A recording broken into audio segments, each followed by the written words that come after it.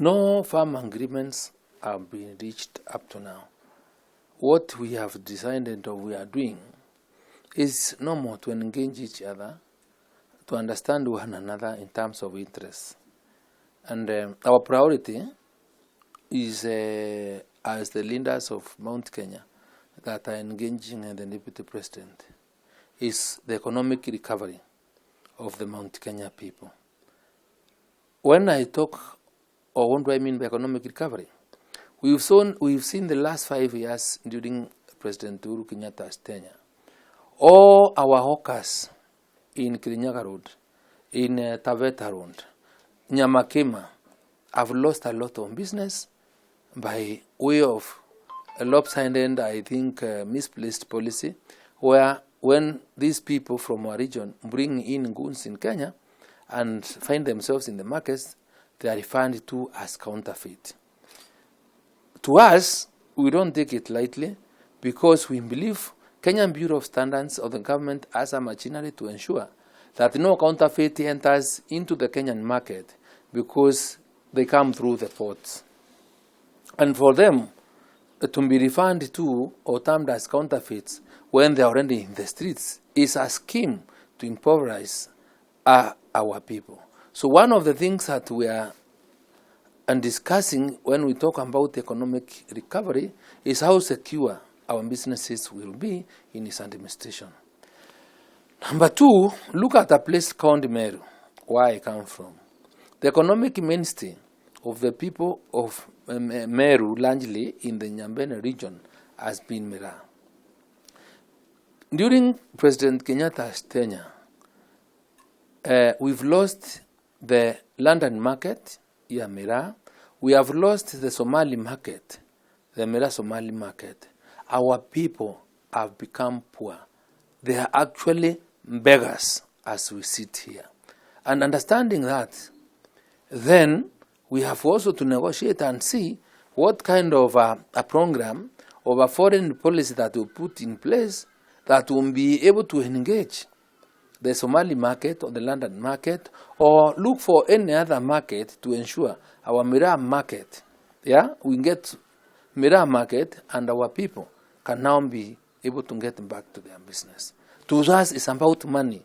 To us, we work very hard and we believe in sweat, we believe in earning money. So that has to be very clear to us. We know the prices of coffee have gone down.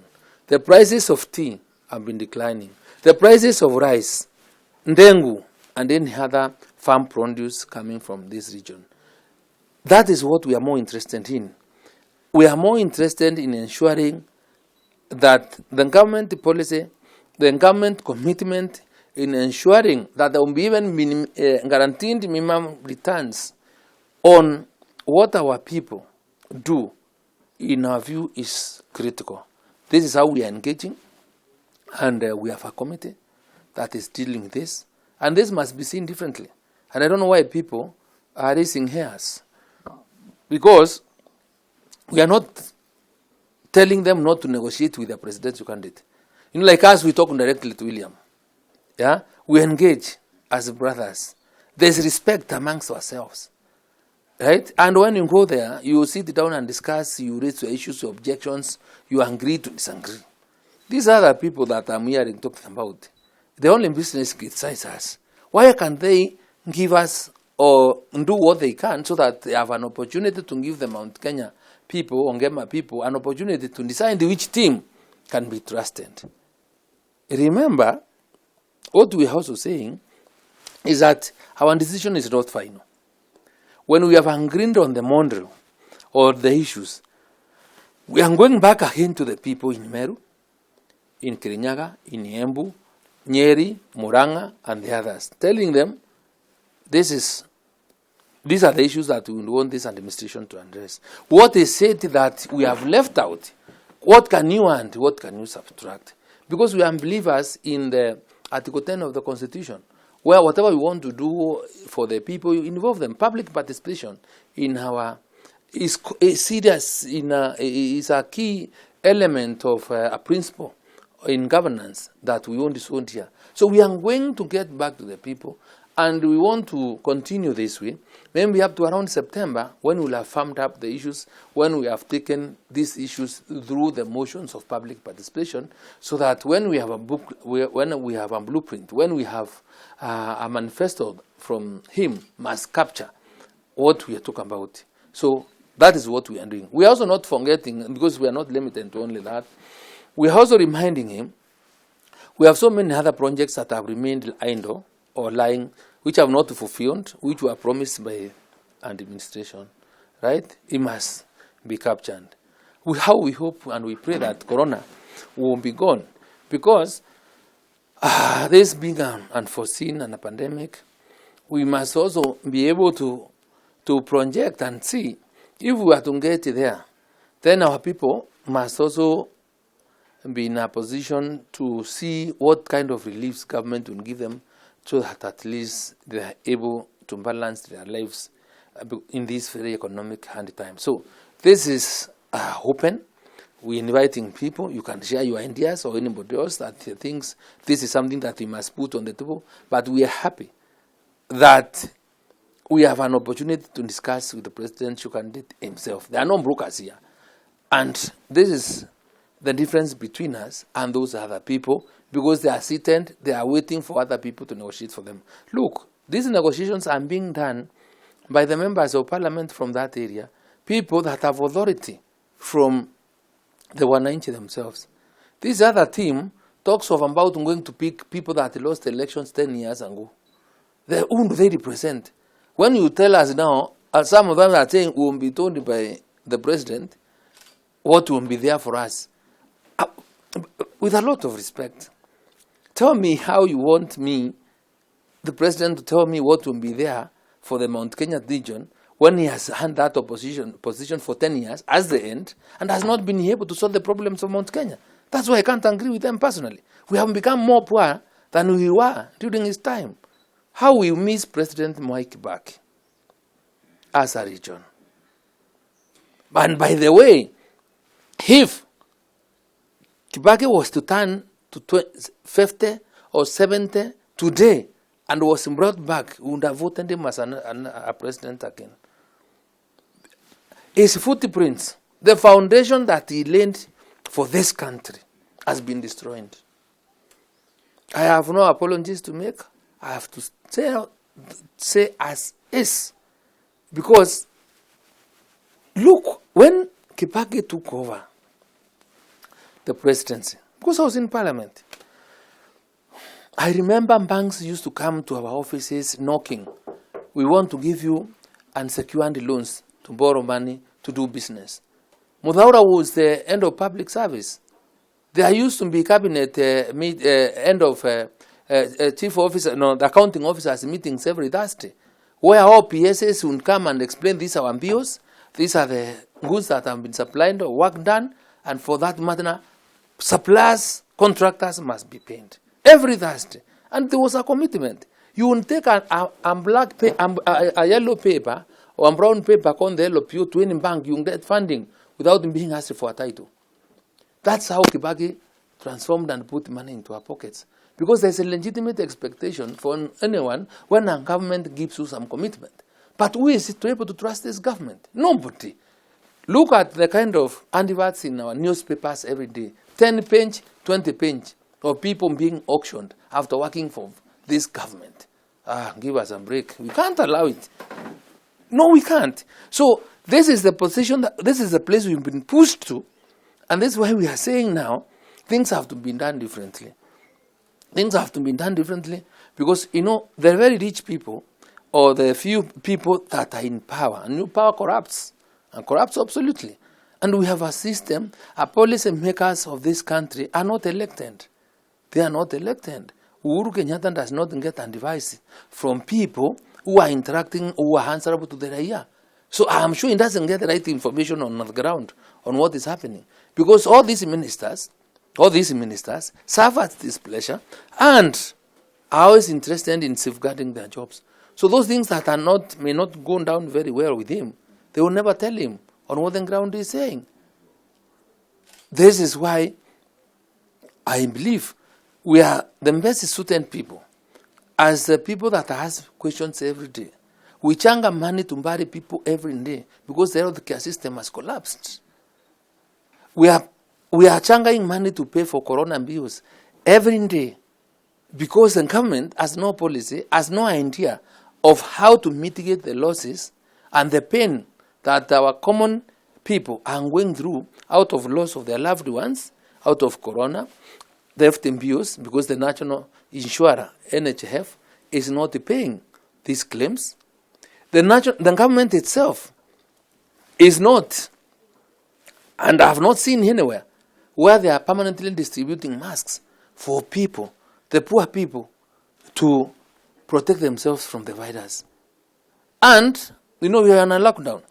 These people, if asked, will not spend 50 shillings to buy a mask, and better use it to buy something to eat. Government should be in, we must see his presence through the chiefs and everybody else, discussing, distributing sanitizers and masks. I have not seen anywhere in the budget where they have put in any money to buy people those masks. To buy people the vaccines. Because even the vaccines that we've had are donations from our bilateral partners. Yeah? So, there's a whole series of a problem. And because we're in a transition period, we are getting into another era, we are more careful that now we must get our things done right. And people should not ask these questions. Because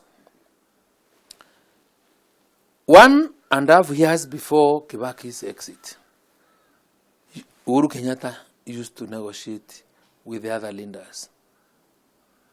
I can tell you these things used to happen. Probably it's because they were never put into the limelight. I personally went with him to William Ruto's house. We were less than 5 people to discuss coalitions, to discuss what you would give William Ruto and his team. I was there personally in his house, 6 in the morning. So I know what I'm talking about. And nobody, all these people are talking don't to know. I can give you the journey that we walked through before we came together. So I know what I am talking about, and there is nothing wrong that we are doing. No. Yes, I know what I am talking about. Yes.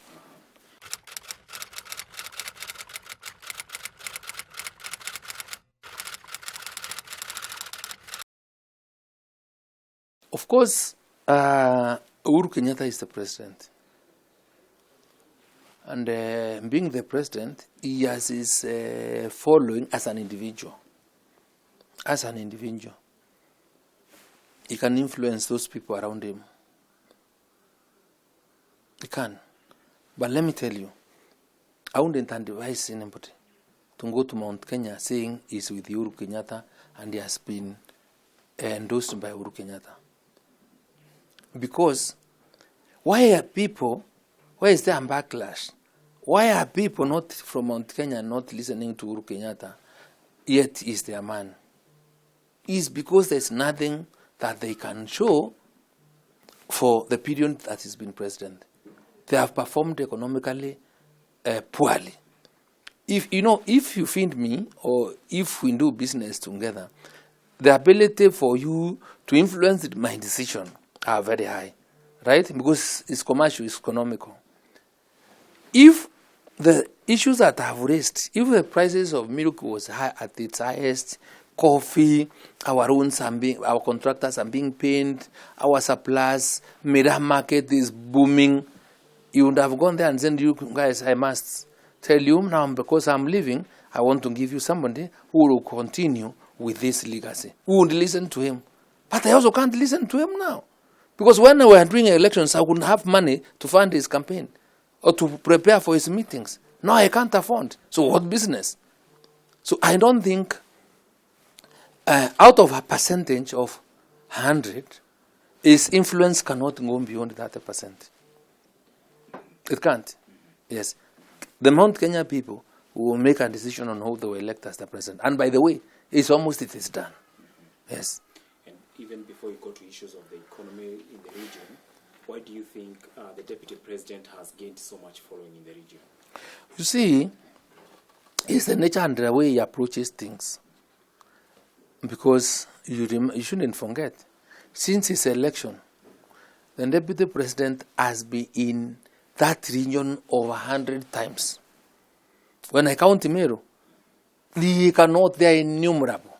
If he has been Meru over 35 times, and there's a county. So you can imagine the 11 counties, and if he was to do that in every county, he has done it 300 times. Siasa is how you relate, how close you are, how you feel people, how you react to their problems, how accessible that you are. So if this guy has been there, any time you have an Amasishi, he will come. You have an Arambe, he will come. He will show up. He will be there for you. What else do you want from somebody? And he wants you to participate in deciding on how your things should be done.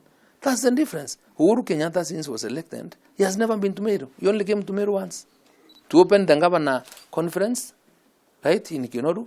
He didn't address anybody. I went.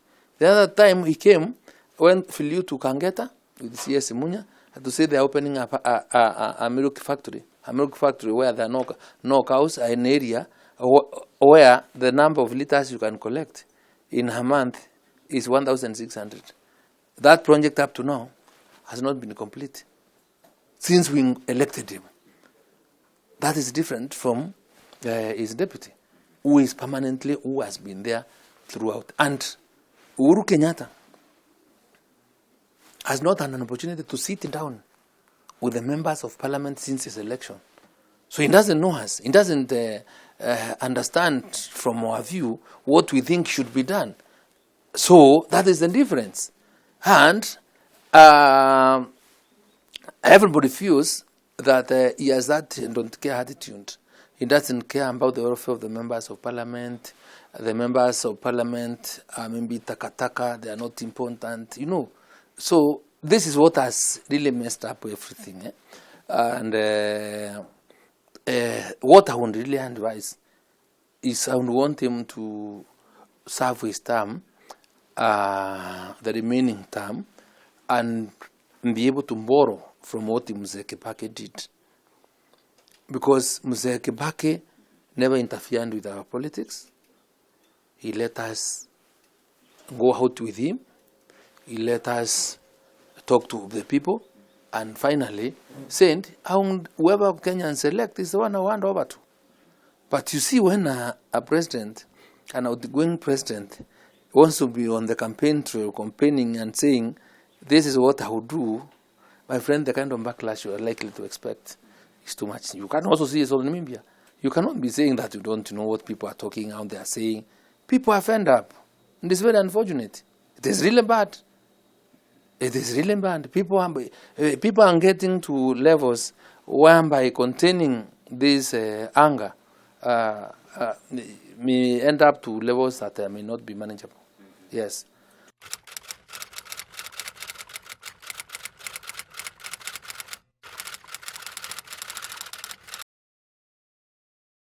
I can tell you for free, without fear of contradiction, the William Ruto's running mate will come from the Ngema region. Take it to the bank. Yes. We are not in papers politically. We also know if we are negotiating and we are discussing, then they must come into your mind that our priority are people-driven issues. The others, the second phase will be the issues of how power will be shared or how government will allocate seats, because there must also be balance. So as far as the issue of the running mate, I am telling you, take it to the bank. Ask me this question in a year's time. What I cannot tell you or what I don't know is who that will be. There are no potential candidates. I'm not saying there are not potential. There are so many potential candidates. We have over 62 members of parliament who profess the Hustler movement. They are all potential. Have you looked at the qualifications of a candidate for deputy president or president? Everybody is qualified. Yes. Yeah. So potential candidates are so many. But I cannot tell you that will be. Yes. And maybe any process that is being used or criteria to pick the running mate? No, I've told you right now our priorities has been those issues. I've said that will be our second phase. So right now, that is not now what we are discussing. Mambo ya watu. Yes. And don't you fear a backlash maybe from a region like Western Kenya, where the deputy president has kept on going back to that place, coming back? My friend, look at the numbers that are in Mt.Kenya. Elections are about the numbers. And we have no presidential candidate. The best that we can do is for him to give us a running mate. Right? We will demand it. Secondly, and don't forget, we have, just the person that you can easily feel comfortable and who we know is a serious worker. Mambo ni ya kazi. Even, by the way, even who becomes president does not matter. Because Uhuru has been president, yeah, and he comes from a place, our pockets have not changed. So if we have a president who works and who gives proper policy and direction of a country, and where there is an enabling environment for each one of us to do his business, make his money, feel nice, and enjoy life, who won't care who is the president? We're only trying to struggle and fight over that small seat of president because people have perceptions that probably with the president things will change. No, we want somebody that can be able to ensure the management of the resources in the country are done well and the greatest good of our people, and where our people, if even given work by government, are paid and then they can pay their bills. That's all what we want. But power sharing is also important. I am alive to that, but I can tell you, we will get one of the best deals. Yes.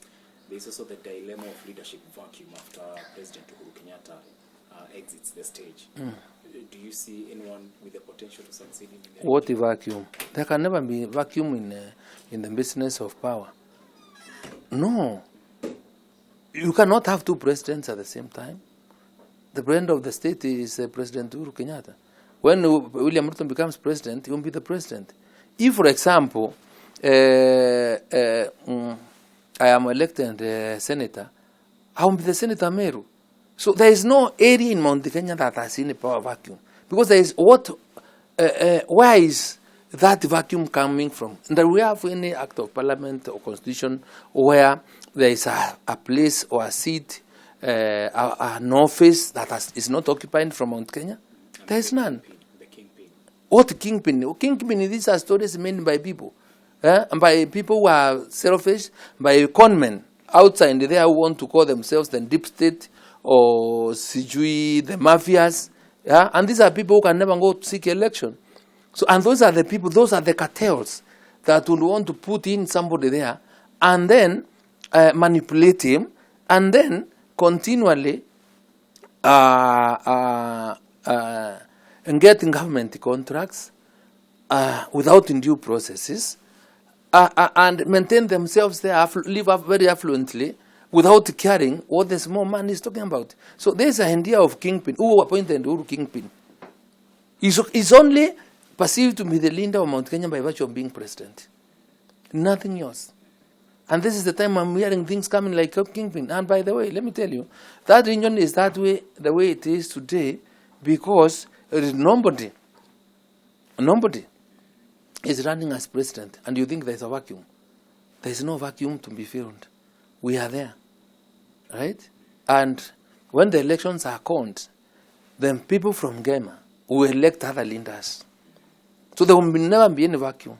And I'm sure when the other leaders are elected, by way of power sharing and the structure of government that probably will be there, people will be appointed ministers.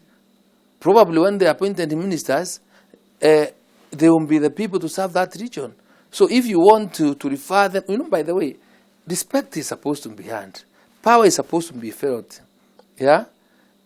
So whoever does well in terms of addressing the demands of the members of the Gema region, probably is the person that they will perceive as their leader. Yeah?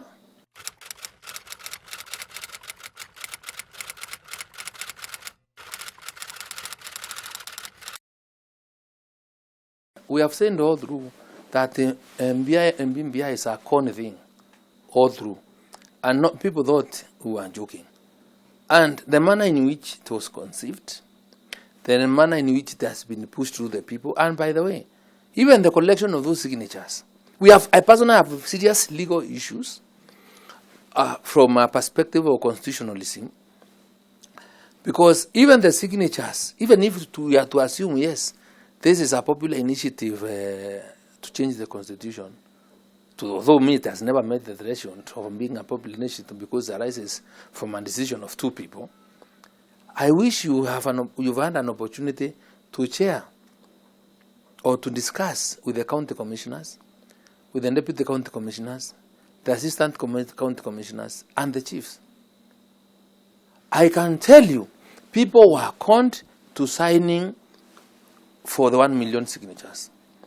Chiefs will tell you, we were telling people, we would call people and tell them, the government is checking who is in the cash transfer program, and if you do not sign this one, you will not get money. That's bribery, is coercion. If they were to be told this is BMBI, this is what you are doing, they will not have signed them. But that is the confession. Go, do a research. People will tell you they never signed it willingly. Some of them. It's a ground for petition. So, now that this has come, very many serious legal constitutional issues will be raised. Because if 13 counties were presented with a different draft, the others 20-something or that something have a different draft, National Assembly has a different from the county assembly. One of the questions that we'll be asking is now, which one do you want us to pass?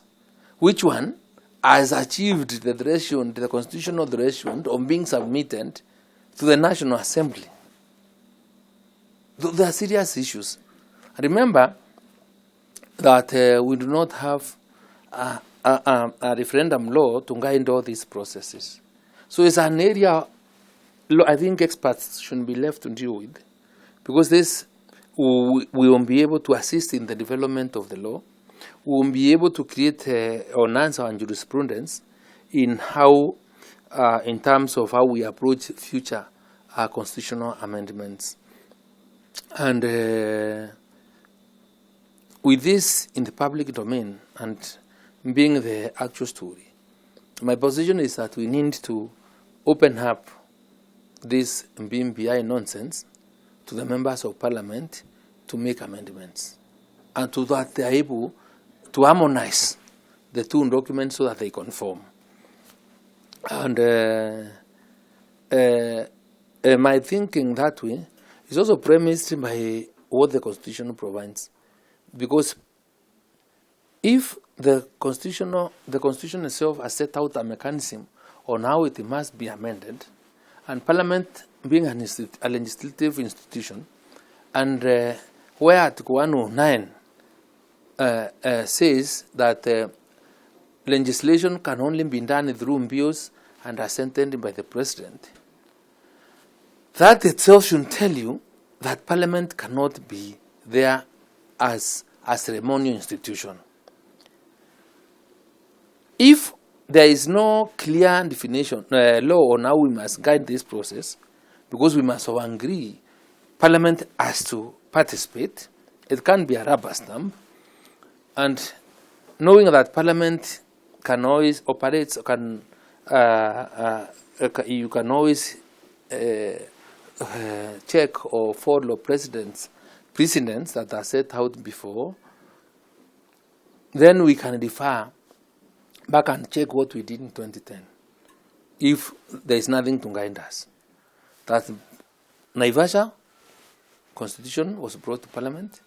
We said Parliament must deal with the document. And now, because it has to deal with the document, the threshold of bringing in amendments was quite high because it was 75%. We found all manners of amendments to the document.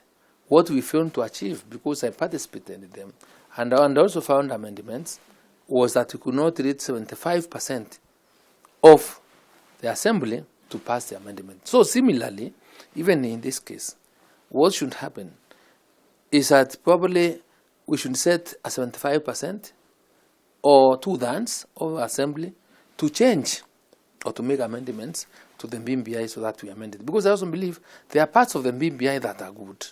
And rather than throwing the baby with the bath water, then allow Parliament as an institution that has been given the legislative authority by the people of Kenya to step in and be able to make corrections where it's necessary, and to align the document itself with the Constitution. Because some of the provisions of the amendments or the proposals being are completely unacceptable.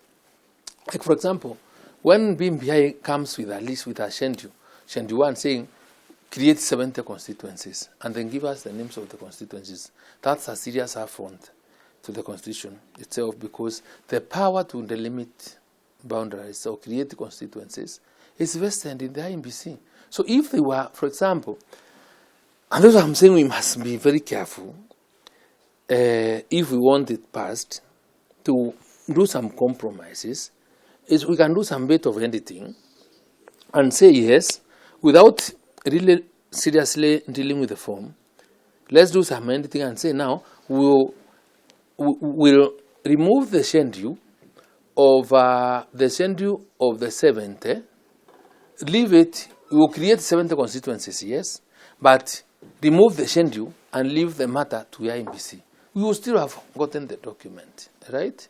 We will also, for example, go and say the appointment, I think at 153 or something, where they are also proposing that the vetting of cabinet being done by the National Assembly. There we can also do some mandate, remove National Assembly and put the one Senate. Bearing in mind, ministers will come from the National Assembly by their proposal. So you cannot vet yourselves. And that's where the seat of power will be. Take it to the Senate. So here and there, and then have an acceptable document. It may not be the best, but because we want to have an uncontested BMBI process, probably let me pass. But if I was to take my handline position, BMBI should not see the light of day.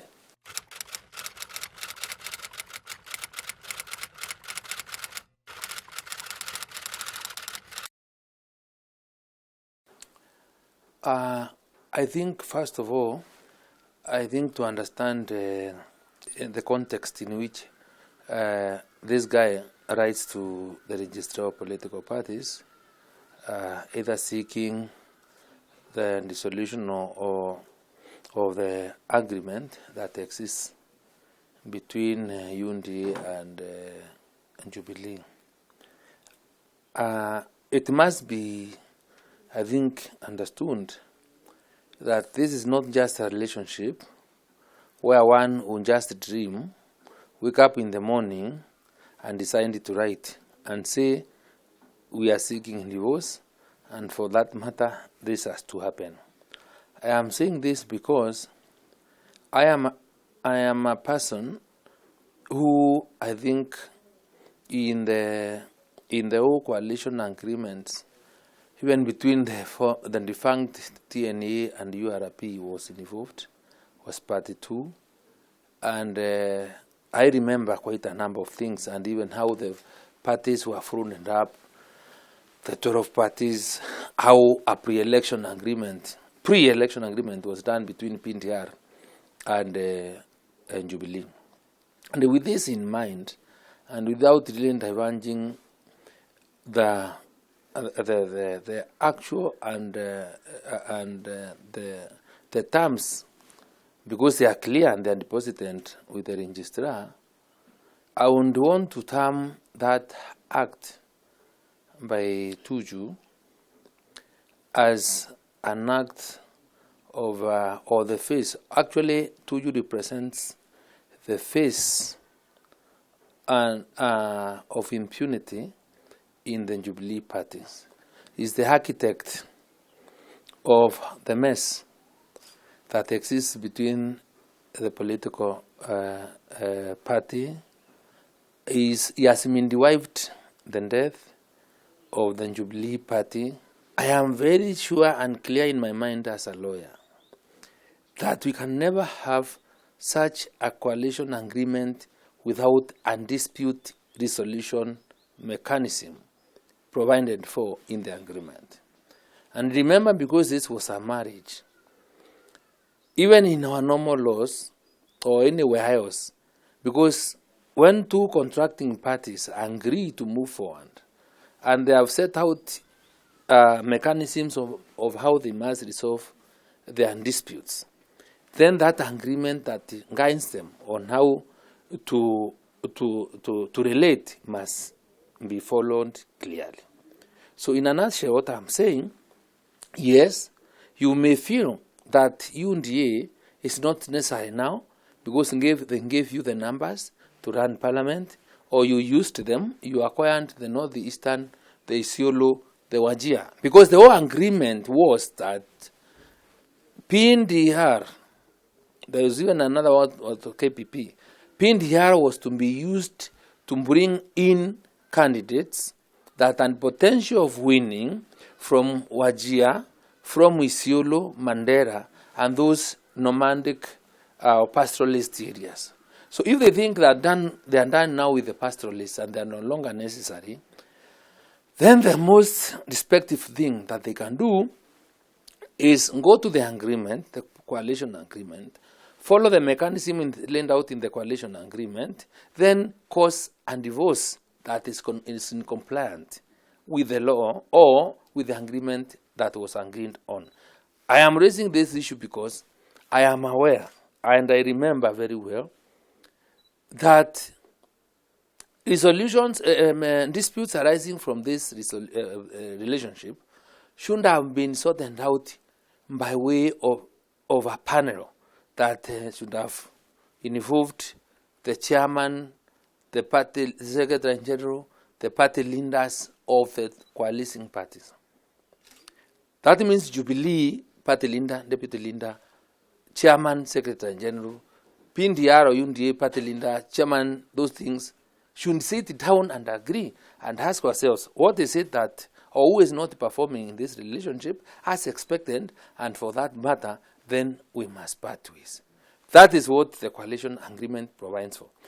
In the absence of adherence to the coalition agreement, then whatever two-way string is inconsequential, is illegal. And because these are agreements, I can tell him for free, this cannot go uncontested. Because I have told you it's the face of impunity. It's the architect of the mess in the party. And I speak this very independently because I am a believer in the rule of law. I believe in fairness. And I also believe in equity. Now that UNDA gave us as Jubilee members of parliament, and one of the members of parliament is Senator Ndulo, who is the deputy majority leader in the Senate. They know what the writing means. Is Sak Ndulo, who is a member of UNDA, let them go out. Members of parliament, then you don't require their numbers, let them go out. And beyond that,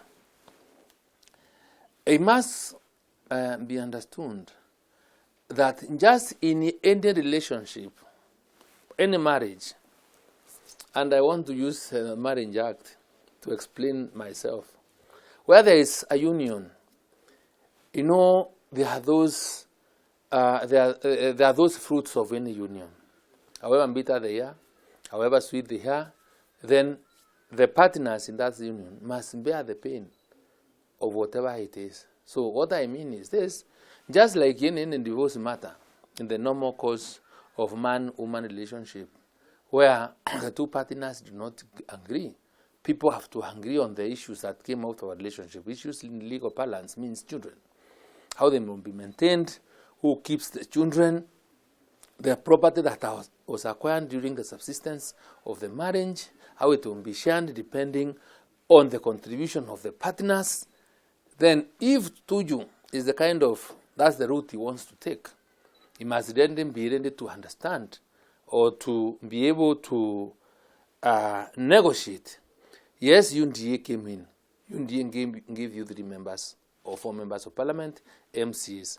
Out of all these numbers, then from the political parties fund, Jubilee has continued to get money from the exchequer on account of the support and the number of votes that were mobilized by the UNDA members.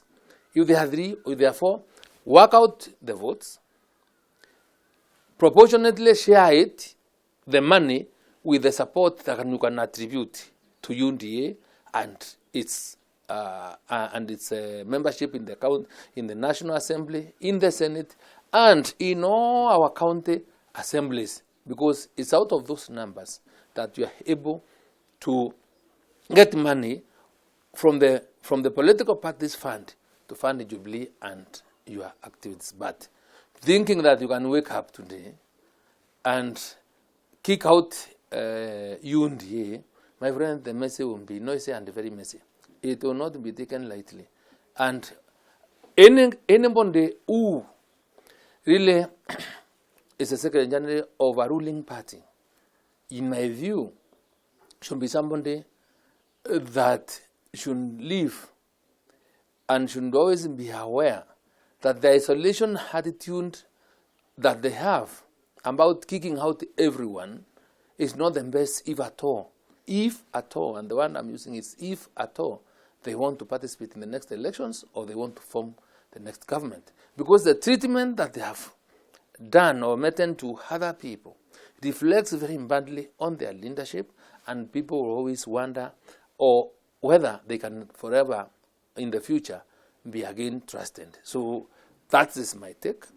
It's not a collective decision or view of many people or anybody that I associate with or I relate with or I discuss politics with, but from my perspective as a leader in this country, someone who has been elected over time, I think that is not the best way to end relationships.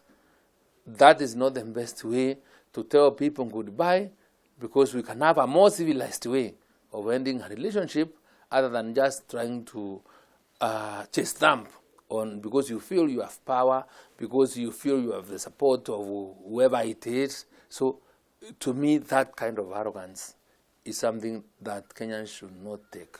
I don't think the UNDA leadership will just leave it that without contest, because I've seen there is an agreement that was entered between Jubilee and the UNDA. And that agreement has a dispute resolution clause. So if whatever is done does not conform to the agreement, then these people have a remedy to go to court. And second, let me tell you, because these people think that we don't know, I can think ahead of them. Why Tuju is doing this? I can tell you for free, and maybe time will bear me out. You know, they have tried to kick out senators that are sympathetic to UNDA or are said to be associated to the deputy president. Agenasili Wako, Millicent Omanga, and the rest. Remember what the law provided for was that before you go for any election, you must file a list of nominees with IMBC, so that when the ratios are worked out on who qualifies for nomination, then out of that list, you will be able to pick who will be a nominated senator, who will be a nominated member of the National Assembly. So out of that list, when we won the elections, that is how these senators were nominated.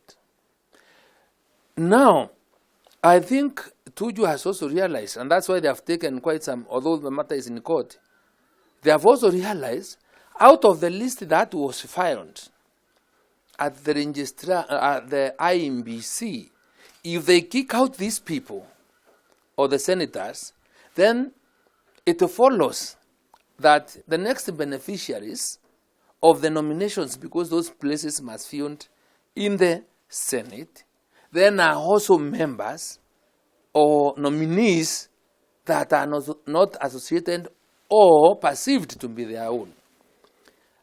And I'm sure in that nominee, for example, you find Akina Veronica, who is the current Secretary General of Jubilee. I may not remember because I didn't know I was supposed to come and answer such questions. But I can tell you that is the handicap or the handy position they find themselves. Yes, kick out these people. The next 6 that we find in the list that was submitted to IMBC will be other good lenders that are not perceived to be their own. So now, because they also don't want to nominate other people after kicking this out and then get a similar problem back again, that I think that is why Tuju is applying this route of causing a divorce, so that when there is a divorce, then they can always come up with a story that now, because we are not a coalition, this will not apply, and for that matter, we can suggest other people that we can nominate and take them back to the Senate as voting machines. That is why I think he's doing that way. This is what I'm telling you. The owners of UNDA are the beneficiaries, for example, of those nominations, because they know the list. The list is supposed to be public. I think Article 35 of the Constitution requires us, anybody can seek information that they owned by a state officer or by public office. These things will come out in the public domain, maybe at the right time. So this is why I'm saying, whatever angle or whatever route he wants to take, he must be prepared for a serious fight from the UNDA people. And it's a matter of time.